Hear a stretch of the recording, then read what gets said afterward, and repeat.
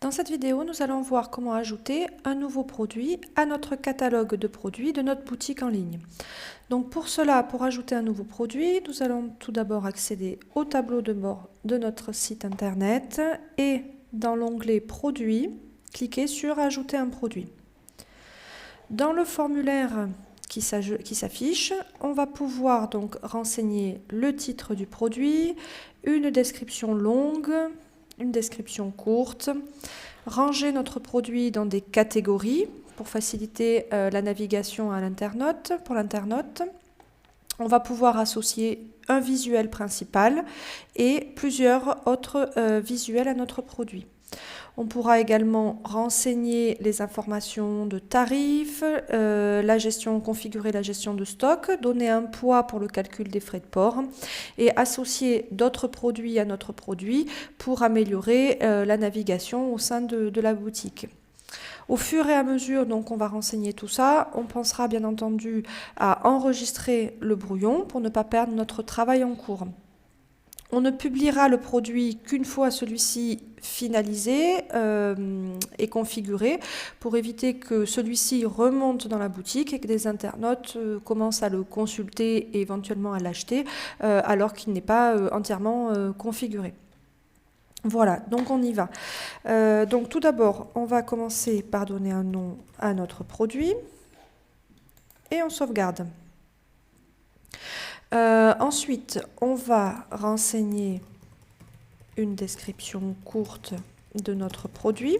Donc ici, je mets un faux texte, mais vous, voilà, il faut que vous mettiez quelques lignes qui présentent votre produit avec des mots-clés et surtout un texte voilà, qui donne envie d'acheter et qui présente rapidement donc, votre produit et ses avantages. En dessous, donc, alors au-dessus dans le formulaire du tableau de bord, mais cette description s'affichera plus bas dans la page. Vous pouvez renseigner donc la description longue. Donc ici, vous allez donner plus de détails. Vous allez donner des informations de composition, de contexte d'utilisation, mettre en avant la qualité des produits, etc. Donc, on sauvegarde bien entendu. Donc titre, description courte, description longue. Ensuite, on va ranger notre produit dans une ou plusieurs catégories. Donc moi, je vais mettre mon produit dans Invention géniale et dans Accessoires de jardin. Et puis je décoche non classé si jamais... parce que voilà, c'est une catégorie fictive qui n'est pas utilisée sur le site. Voilà, catégorie de produits. Ensuite, je vais pouvoir... définir un visuel principal à mon produit. Donc, je vais mettre cette photo en premier et je veux présenter mon produit sous d'autres facettes. Donc, je vais pour ça utiliser Galerie de produits. Donc, j'en choisis une et j'en choisis une deuxième. Donc d'une manière générale, c'est plutôt conseillé de mettre plusieurs visuels pour un produit pour le présenter sous différentes facettes. Le détail du produit, le produit dans un, contextualisé dans son environnement. Voilà, donc je sauvegarde au fur et à mesure.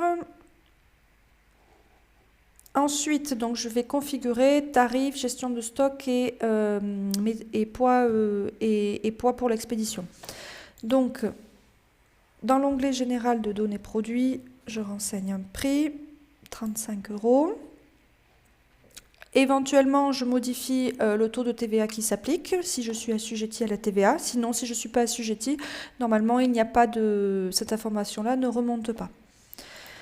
Au niveau de l'inventaire, je vais pouvoir définir la manière dont les stocks sont gérés. Donc si je n'ai pas de problème de réapprovisionnement, que j'ai toujours mon produit en stock, à ce moment-là, je n'active pas la gestion de stock au niveau du produit et je laisse ici en stock.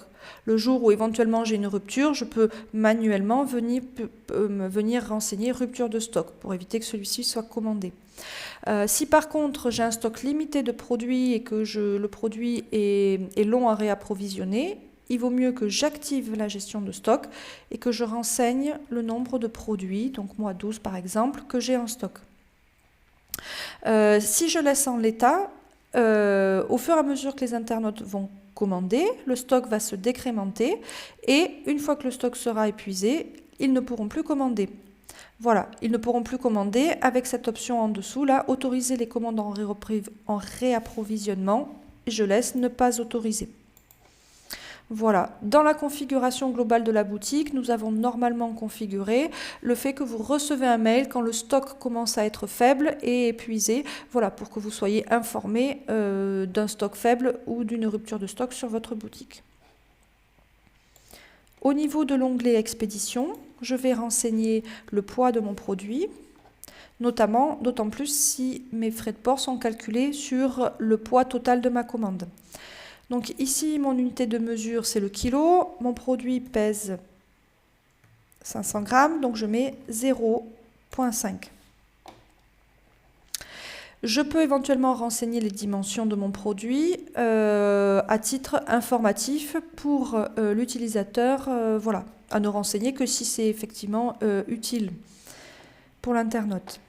En dessous, dans produits liés, je vais pouvoir en fait associer d'autres produits à mon produit, ce qui fait que quand l'internaute va voir mon produit, en dessous, il y aura un bloc à découvrir également avec des liens vers d'autres produits de ma boutique. Donc moi, je vais faire par exemple un lien vers un autre produit. Donc je commence à écrire et puis normalement, il me fait une proposition de produit en dessous. Donc je vais faire un lien vers le distributeur de porridge et le frigidaire à lapin. Voilà, donc je sauvegarde mon brouillon. Au fur et à mesure de mon travail, je peux cliquer sur aperçu pour voir le rendu sur le site. Avant de publier mon produit, qui normalement est opérationnel, je vérifie quand même le permalien. Le permalien, c'est l'adresse du produit sur la boutique. Et il faut donc que les mots-clés qui sont contenus soient clairs pour l'internaute et on va dire optimisés pour le référencement, donc contenant des mots-clés. Donc si jamais je veux modifier, je clique sur modifier et puis je peux par exemple rajouter, enlever un mot creux. Voilà, pour que ce soit plus cohérent. Je clique OK sur valider et bien entendu, j'enregistre le brouillon. Le permalien, vous ne le modifiez que à la création du produit. Après, votre produit va être référencé par le moteur de recherche et si vous modifiez le permalien, cela risque de générer un lien cassé. Donc voilà, à faire dès la création du produit et plutôt conseillé de ne pas y toucher après coup. Voilà, donc j'ai fini la création de mon produit, je peux à présent le publier. Une fois le produit publié, je vais voir le rendu sur le site en cliquant sur le lien en haut, voir le produit.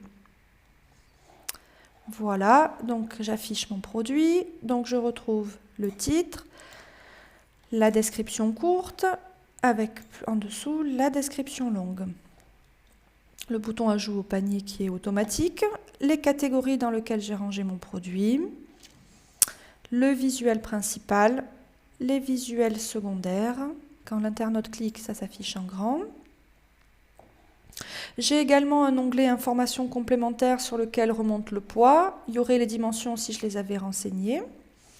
Et en dessous, le bloc de vente croisée. Vous aimerez peut-être aussi, donc avec le lien vers les deux produits que j'ai considérés comme complémentaires à mon produit. Voilà, vous retrouvez ici en haut un lien pour retourner à la catégorie principale du produit dans lequel vous l'avez rangé. Et voilà, donc vous venez d'ajouter un nouveau produit à votre catalogue. Voilà, maintenant, vous pouvez le vendre dans votre boutique.